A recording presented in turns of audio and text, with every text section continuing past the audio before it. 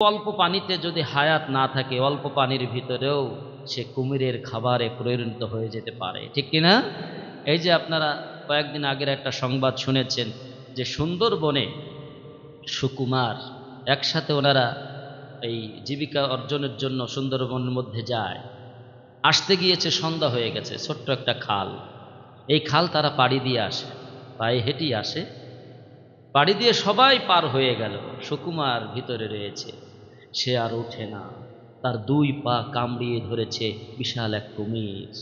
অনেকক্ষণ ছাটাছাটি, বন্ধুরা তার হাত চেপে ধরেছে, তার সহকর্মীরা, কলিগরা সবাই হাত ধরে, সবাই প্রতিবেশী, চাচাতো ভাই, নিজের প্রতিবেশী সবাই হাত ধরেছে টেনে।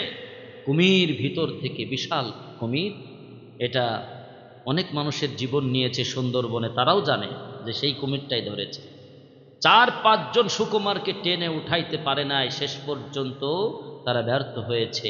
কুমির তাকে পানির ভিতরে নিয়ে গিয়েছে, তার লাশ ফেরত এসেছে।